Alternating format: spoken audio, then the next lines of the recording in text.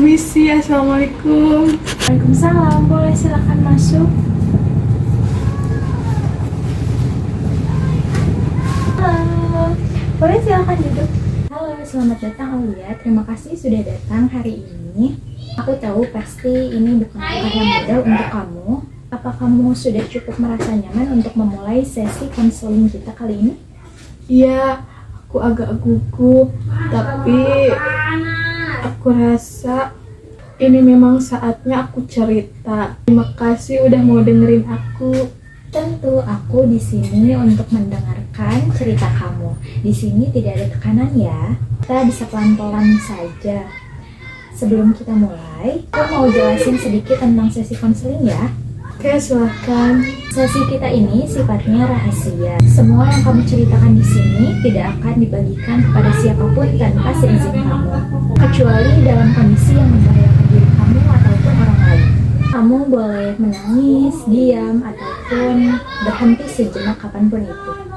Makasih banyak, aku ngerasa lebih tenang dengar itu. Sama Aulia, kalau boleh tahu, apa yang membuat kamu ingin mencari bantuan sekarang? Sembari berdiskusi, aku nanti izin mencatat ya. Aku sebenarnya sudah lama kepikiran mau cerita, tapi takut.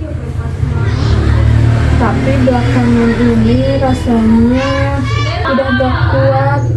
Aku pacaran sama orang yang ternyata toksik banget, kasar, tukang maksa, suka ancam-ancam. Terima kasih sudah mau membagikan itu ke aku ya. Aku tahu pasti itu sangat sulit untuk membagikannya. Kamu tadi bilang dia kasar. Bisa kamu ceritakan lebih jauh tentang itu? Awalnya sih dia manis banget, tapi makin lama dia mulai ngatur semuanya. Harus lapor terus. Aku gak boleh dekat sama siapa-siapa, termasuk teman cewekku. Terus dia pernah marah banget cuma karena aku telat balas chat. Aku benar-benar menyesal kamu harus mengalami hal itu, Aulia. Kamu gak salah sama sekali dalam situasi ini. Paksaan seperti tadi adalah bentuk dari kekerasan dan kamu berhak merasa aman dan dihargai. Apa kamu masih dalam hubungan itu sekarang? Aku udah mutusin dia sebulan yang lalu, tapi dia masih ancem-ancem aku. Oke, kita bisa bicara tentang pilihan-pilihan yang bisa kamu ambil untuk melindungi diri kamu. Apakah kamu pernah menceritakan hal ini kepada siapapun itu sebelumnya? Belum, aku takut orang tuaku marah. Mereka keras banget, gak pernah dengerin aku, selalu nyalahin aku. Mereka selalu nuntut aku jadi yang terbaik, nilai tinggi, kerja keras, gak boleh lemah pokoknya. Aku mendengar banyak tekanan yang kamu alami, mulai dari pasangan, keluarga, dan sepertinya kamu juga tidak punya ruang untuk menjadi diri kamu sendiri. Benar begitu? Iya, aku capek banget. Di rumah aku gak bisa jujur, di kampus harus pura-pura kuat. Kadang aku pengen ngilang aja. Serius. Aulia, aku sangat mengapresiasi keberanian kamu. Kamu ada di sini, masih berusaha bertahan, itu tandanya kamu kuat. Rasa ingin menghilang itu bukan suatu hal yang memalukan. Itu adalah sinyal tubuh dan pikiran kamu yang memang sedang kelelahan. Ini kamu gak sendirian lagi. Kita bakal jalanin proses ini bersama-sama, langkah demi langkah. Tadi kamu sebut kamu merasa insecure. Boleh ceritakan lebih lanjut tentang itu? Aku sering bandingin diri aku sama orang lain. Teman-teman bisa tampil percaya diri, bisa kerja part-time, ikut organisasi. Sedangkan aku rasanya gagal terus. Aku kerja part-time juga, tapi bos aku kasar banget. Tapi kalau nggak kerja, aku nggak bisa bantu ekonomi keluarga. Aku bisa lihat betapa besar banget beban yang kamu pikul. Di usia yang 18 tahun ini, kamu sudah merasakan hal-hal yang begitu berat. Dan tetap bertahan. Kamu bukan gagal, Aulia, tapi kamu sedang berjuang sekuat tenaga. Kalau kamu membayangkan diri kamu dari luar, misalnya kamu melihat Aulia sebagai sahabat, apa yang ingin kamu katakan kepadanya? Aku mungkin bakal bilang, kamu hebat, kamu gak pantas diperlakukan kayak gitu. Terima kasih ya sudah jujur. Aku rasa kata-kata itu terdengar tulus dan benar. Aku ingin kamu tahu kalau kamu itu layak untuk diperlakukan dengan hormat, layak mendapat cinta yang sehat, layak mendapat ruang untuk sembuh. Aulia, kamu sudah sangat kuat berada sampai titik ini, dan aku sangat menghargai keberanian kamu. Kalau kamu siap, kita akan lanjut lebih dalam. Deg-degan, takut. Setiap kali dia kirim pesan, rasanya kayak jantung aku tuh mau copot.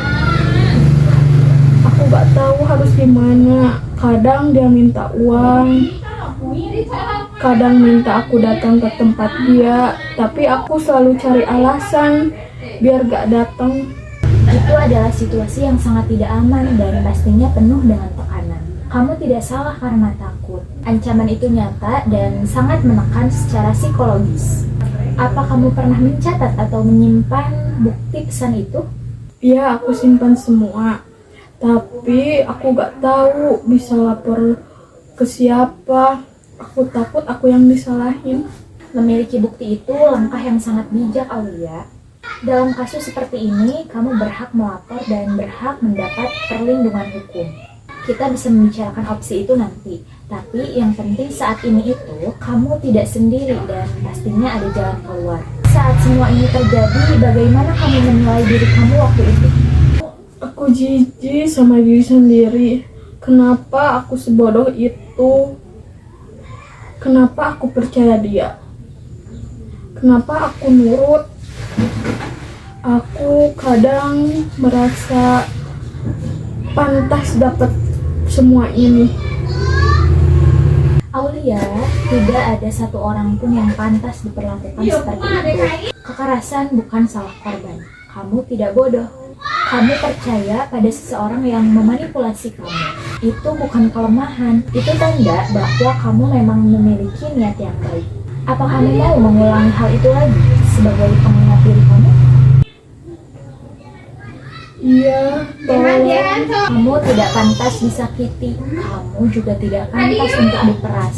Kamu tidak salah karena mencintai seseorang.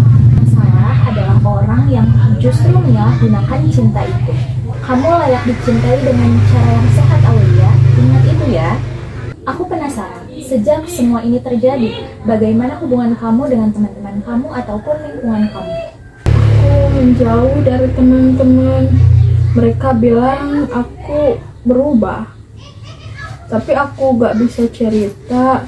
Kadang aku iri lihat mereka ketawa-ketawa, tapi aku juga takut kalau mereka tahu aku rusak.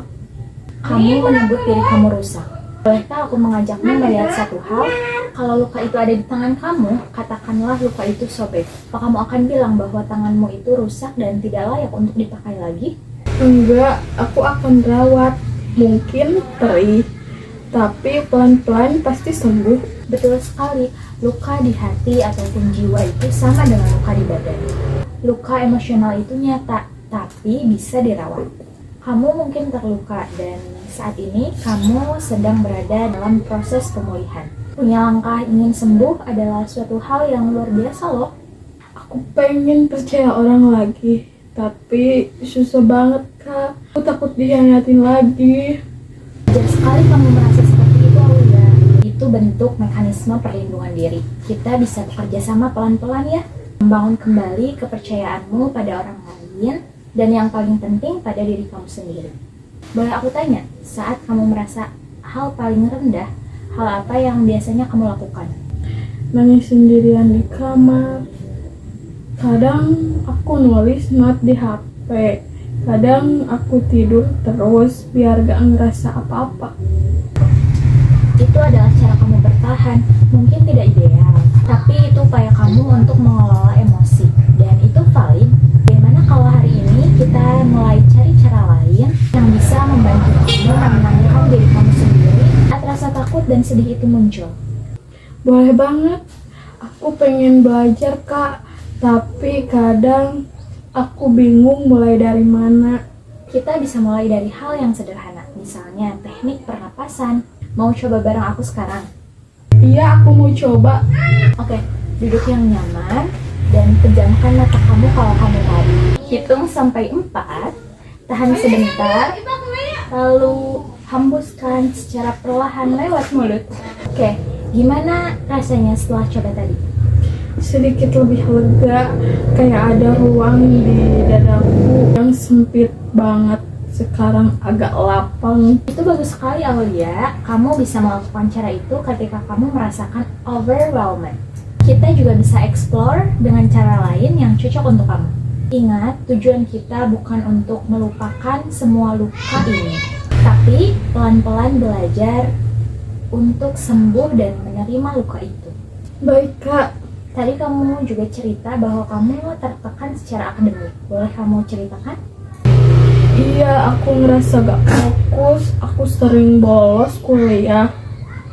Kadang ngumpulin tugas telat, tapi dosen dan teman-teman gak ada yang tahu aku lagi kayak gini. Aku kelihatan baik-baik aja di luar, tapi di dalam hancur. Pasti sangat melelahkan, Aulia. Berusaha tampil baik-baik saja padahal di dalam sangat hancur. Seolah kamu hidup di dua dunia, yang dilihat orang dan yang kamu rasakan sendiri. Aku sangat menghargai keputusan kamu untuk membuka hal itu hari ini. Satu hal yang perlu kamu tahu, emosi kamu itu valid. Menangis, merasa kewalahan, merasa sakit, itu bukan suatu kelemahan, itu kemanusiaan. Kalau kamu boleh jujur, apa ketakutan kamu dalam hal akademik? Takut gagal total, takut nilainya anjlok, dan gak bisa terusin kuliah. Orang tuaku gak akan nerima alasan apapun.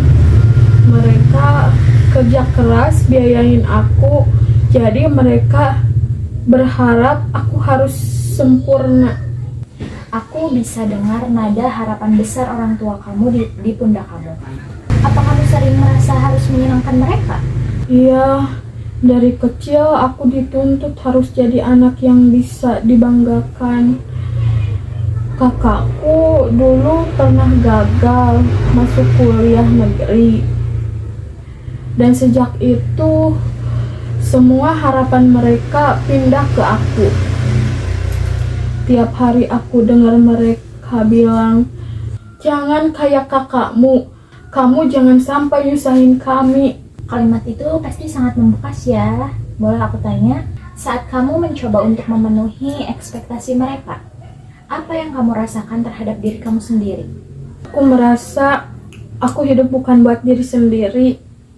Kayak aku jadi alat. Aku gak boleh punya salah. Aku gak boleh ngeluh. Padahal aku juga pengen dimengerti. Tapi kalau aku cerita, Mama bilang aku drama. Papa bilang aku terlalu manja. Itu pasti terasa sangat sunyi, dikelilingi orang tapi kita tidak pernah dilihat. Kamu tahu, Aulia, kamu itu berhak dipahami loh. Berhak punya ruang tanpa perlu dihakimi. Dan kamu tidak salah karena menginginkan hal itu. Aku pengen banget. Sekali aja ada yang bilang ke aku, "Gak apa-apa kalau kamu capek. Gak apa-apa kalau kamu gak kuat." Kalau begitu, biar aku jadi orang pertama yang bilang gitu ke kamu. Aulia, tidak apa-apa kalau kamu lelah. Gak apa-apa kalau kamu merasa hancur.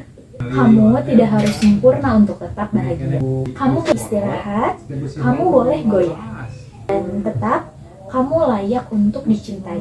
Dengan semua yang kamu alami, dari mulai hubungan yang abusive, tekanan akademik, sampai dengan keluarga, apa yang paling membuatmu merasa kehilangan kendali?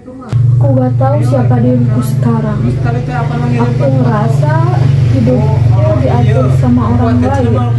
Aku gak punya suara. Bahkan pilihan sederhana kayak mau pakai baju aja, kadang aku ragu. takut salah. Merasa kehilangan arah dan identitas itu sangat wajar ketika seseorang mengalami trauma. Hari ini, kamu sudah mengambil satu langkah untuk merebut kembali kendali itu. Dengan datang dan membuka diri, kamu sedang menciptakan ruang untuk mengenali kembali siapa Aulia sebenarnya.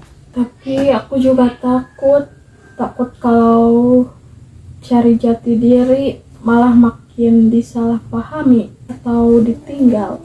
Takut itu bagian dari proses. Kadang untuk menemukan siapa diri kita memang harus melalui ketidakpastian dulu. Tapi kamu tidak sendiri dalam pencarian itu. Aku akan temenin kamu mencarinya, setahap demi setahap. Kamu refleksikan sesi kita kali ini. Apa yang paling terasa untuk kamu? Aku merasa ringan karena akhirnya bisa cerita. Tapi juga takut setelah ini aku balik ke dunia yang sama lagi dan semua rasa ini datang lagi. Aku juga sangat berterima kasih karena kamu mempercayakan aku untuk berbagi kisah kamu. Sekarang mungkin kita bisa istirahat sejenak untuk melanjutkan ke sesi berikutnya. Tapi aku mau bertanya sekali lagi, kalau ada satu hal yang ingin kamu ubah atau ambil alih kembali dalam hidup kamu, apa itu? Aku ingin bisa percaya lagi sama diri aku. Itu adalah titik yang sangat baik. Kita akan mulai dari situ. Aulia, kita sudah berada di penghujung sesi hari ini.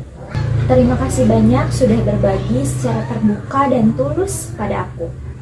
Kalau kamu boleh menggambarkan bagaimana perasaan kamu setelah sesi kita hari ini? Lega, capek, tapi bukan capek yang bikin sesak. Lebih kayak akhirnya ada tempat untuk naruh semua rasa yang dari dulu aku pendam sendiri. Jujur, aku masih takut. Tapi hari ini aku ngerasa aku gak sendirian. Aku sangat menghargai kepercayaanmu hari ini, Aulia. Kamu sudah menunjukkan keberanian yang luar biasa untuk memulai proses penyembuhan. Sesi ini adalah awal dari perjalanan panjang dan kamu sudah membuat langkah yang sangat berarti. Kamu gak perlu sembuh dalam waktu sehari. Yang penting adalah kamu harus terus melangkah. Untuk sesi berikutnya, kita bisa lanjut lebih dalam ke penguatan diri dan membuat rencana strategis untuk menghadapi situasi pemerasan. Aku mau lanjut. Untuk pertama kalinya, aku pengen sembuh, pengen hidup buat diriku sendiri. Itu adalah keputusan yang sangat berarti. Aku akan terus mendampingi kamu. Terima kasih Aulia untuk keberaniannya hari ini. Sesi kita hari ini mungkin berakhir, tapi proses kamu tidak akan berakhir sampai sini. Sampai jumpa di sesi selanjutnya ya. Jaga diri kamu baik-baik. Sampai jumpa Kak Pintan, terima kasih banyak dari hati aku yang paling dalam.